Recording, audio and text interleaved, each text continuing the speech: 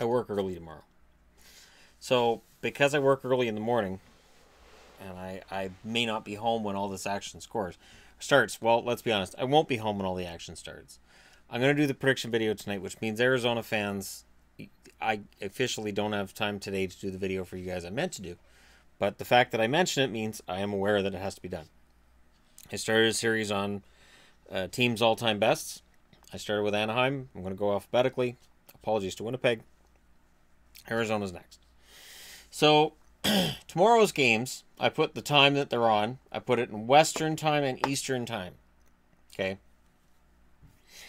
And I put down the overall home record of each team. And I mean overall, like, their entire history coming into this season. So this will not include games from this year.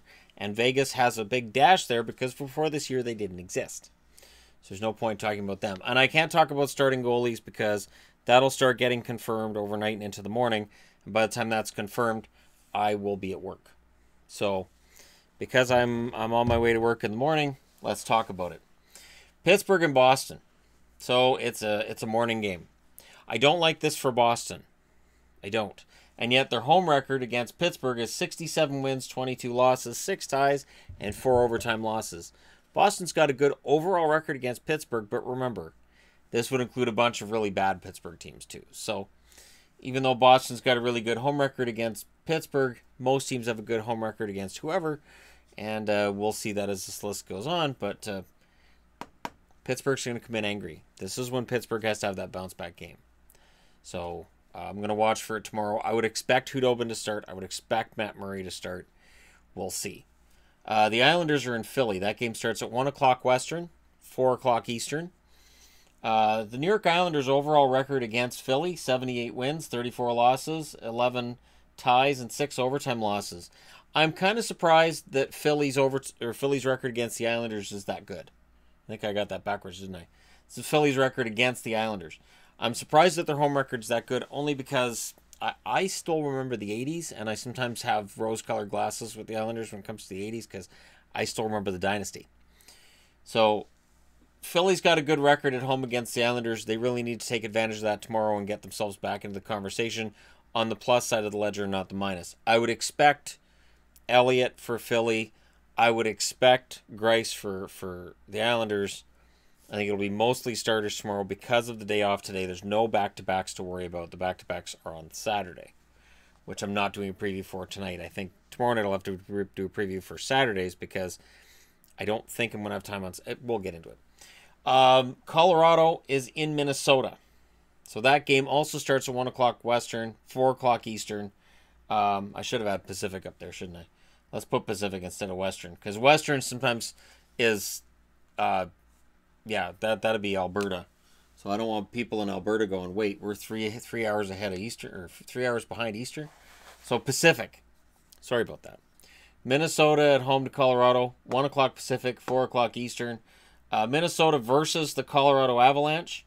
26 wins, 16 losses, 1 tie, and 4 overtime losses. So it's a pretty even record, really. Because if you factor in the 4 overtime losses, it's a pretty even record. So Minnesota at home against Colorado has usually been pretty even over the years. I would expect Dubnyk. I would expect Varlamov. Although Bernier coming off a shutout may get another start. I don't know if Bednar is going to go with that or not. Yeah, it'll be interesting to see. So I expect a big game for Dubnyk. I do. And again... good record for Minnesota at home, but not great. Winnipeg is in Anaheim. So 1 o'clock Pacific, 4 o'clock Eastern on that one as well. The Anaheim Ducks at home against Winnipeg, which was Atlanta at one point. 7 wins, 4 losses, no ties, 2 overtime losses. So again, it's about 500 when you factor in the overtime losses. It's going to be interesting to see how this one works out because Winnipeg is on a bit of a run. And Winnipeg has been fantastic. So I would not be surprised to see Winnipeg win this game. I wouldn't be surprised to see Anaheim. It's going to be a fun game. Sadly, I won't be home until after that one's over. That kind of blows. Tampa Bay's in Washington. Washington's record at home against Tampa is intimidating. 42 wins, 11 losses, 4 ties, 4 overtime losses. So, traditionally, Washington has a good record at home against Tampa. The game starts at 2 o'clock, 5 o'clock Eastern. I double-checked on that time. I'm like, really? And yeah, that's what it says. So, we'll see who wins this one. I scratched? No, I didn't. I'd be very surprised if Tampa doesn't have Vasilevsky starting, and I'd be very surprised if Washington doesn't have Holtby starting. But it'll be fun to watch. So we'll see how that one works out. Edmonton's and Buffalo. Buffalo's record at home against Edmonton, 14 wins, 15 losses, 7 ties, and 1 overtime loss. Not surprised to see Buffalo with a negative at-home record against Edmonton. When you consider Buffalo's overall standing in the league over the last few years, and the fact that Edmonton had all those years in the 80s where they made hay against a lot of teams. So having a below 500 record against the Oilers is not a shock considering all those winning seasons for the 80s Oilers. 4 o'clock, 7 o'clock, 4 Pacific, 7 o'clock Eastern. And it should be a fun game for Edmonton, I would think. So you got Eichel against McDavid. And I'll be able to see some of this game, and I'm going to tune in to see how that works out. A lot of talk about Eichel today on Hockey Central, and a lot of talk about McDavid as well, and the comparison of the two, and whether either of them are feeling the weight of the contract they just signed. I have a funny feeling they both are, to be honest, but McDavid's playing through it better. That's just the way I see it. I think with all that money being paid to Eichel, I think there's an expectation now of, okay, you got the money, go out and earn it, and there's a lot of pressure on him. We'll see if he can start turning it around. Tomorrow night's a good night to do it because you got Edmonton coming in off of a win, and Edmonton is hot and then cold. So jump on them early. You can shake their confidence. I would expect Talbot and Leonard. I'd be very surprised if it's anything other than that. And Tampa Bay, Washington, obviously, would be Vasilevsky against Holtby.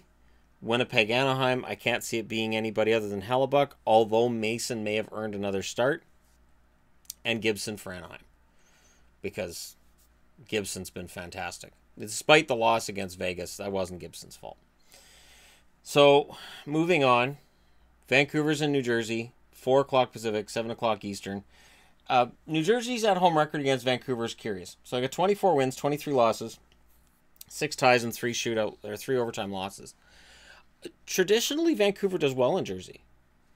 Even when Vancouver wasn't particularly good, I was always very interested in how they did with Jersey, because either they would beat New Jersey at home or they would have a very competitive game against New Jersey. And it didn't matter how good New Jersey was. It seemed like Vancouver was very good against them. And this was, I noticed it in the late 80s, early 90s. It was like, oh, they're in Jersey. Oh, they should win that. So there's some feeling that way for me with Jersey, and I get kind of confident. I would expect Markstrom tomorrow night, because every time I expect Nelson, I see Markstrom, so I expect Markstrom. And Schneider, of course.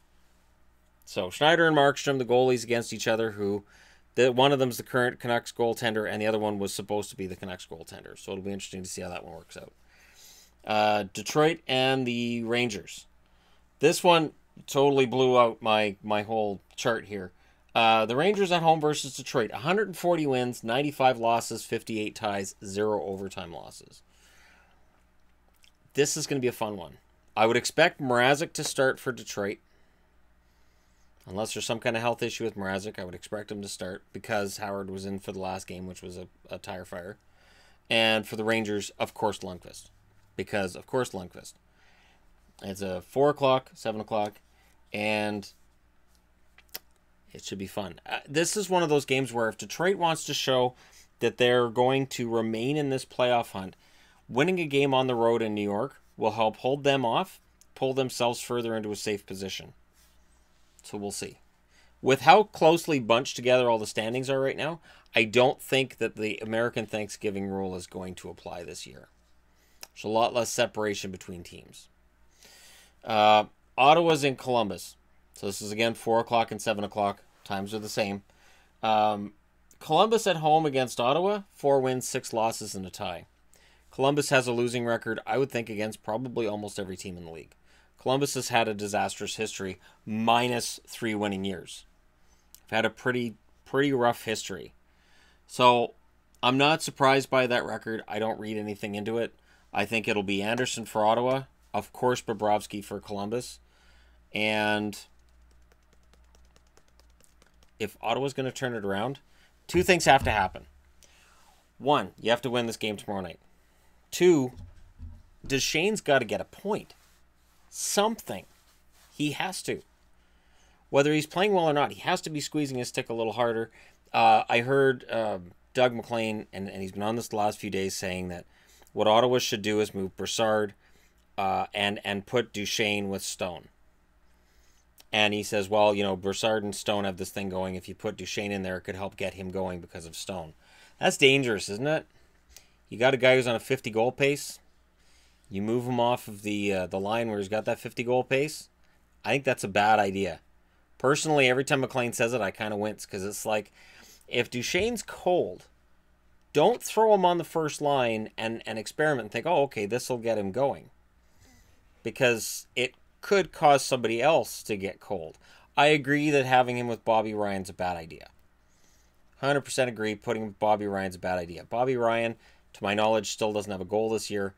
Having him and Duchesne together is just, it's not a good idea. Don't have him with somebody whose confidence is at a low, but you also don't want to have him with a guy who's scoring really well.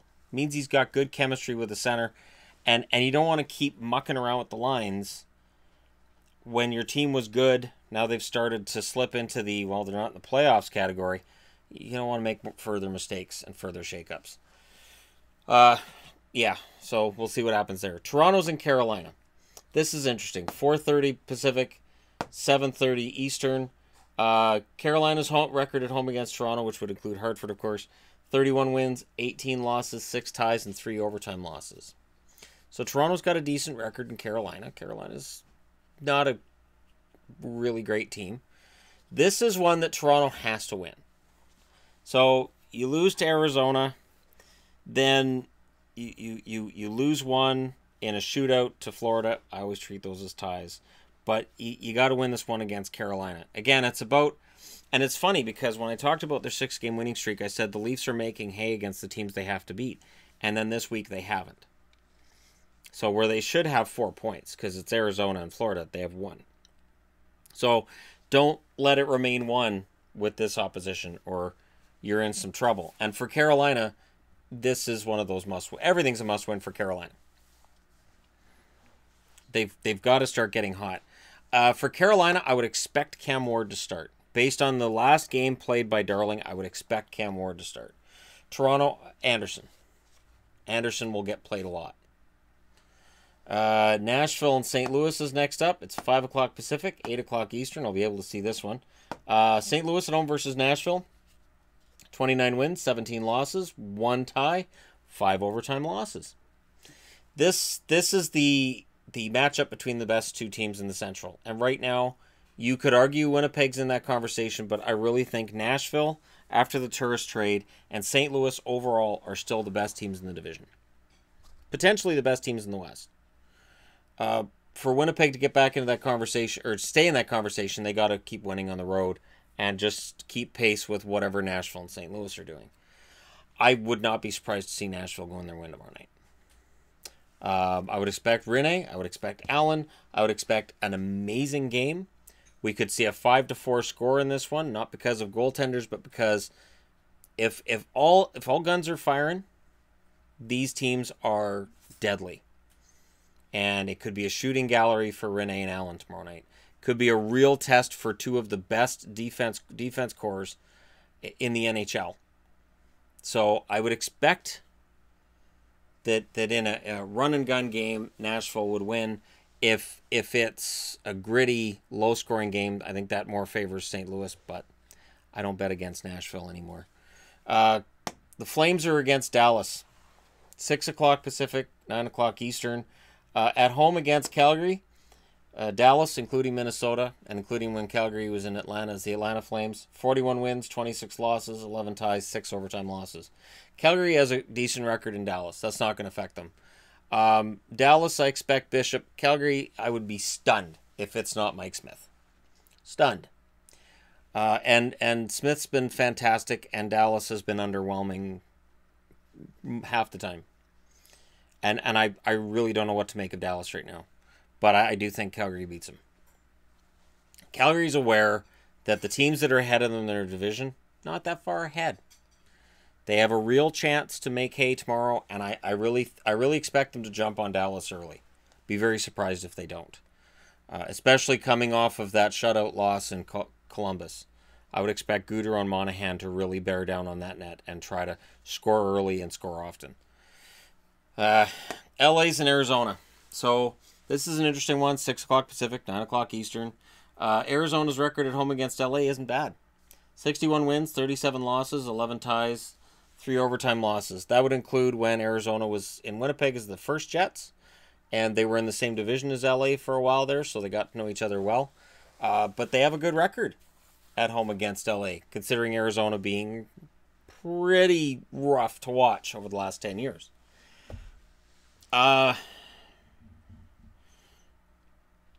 If you're going to look for an upset tomorrow, this might be it. LA is not playing like they were in the first couple of weeks of the year. I'm going to be honest, on my power rankings, they're in danger of falling out of the top 2 rows. And if they lose tomorrow night, and I'm not sure if they play on Saturday or not, but if they lose tomorrow night and Saturday, they will be out of the top 2 rows easily. They are flirting with ruining a good start. Absolutely flirting with ruining a good start. And while I'm not a Kings fan, that would be a shame. I expect Quick. Ronta was hurt in the last game. I haven't heard anything. I would expect Wedgwood. Tomorrow night. I'm hoping for Ronta. Absolutely. San Jose, Vegas. Record before this season's easy to figure out because they hadn't played before this season. That game actually starts at 3 o'clock. It was listed at a later time in the NHL Guide and Record Book than it's listed on TSN. 3 o'clock Pacific, 6 o'clock Eastern in Vegas. I think that favors Vegas. I think the early start favors Vegas. And I think everything when it's in Vegas favors Vegas. Vegas has an amazing home record. I expect Legace tomorrow.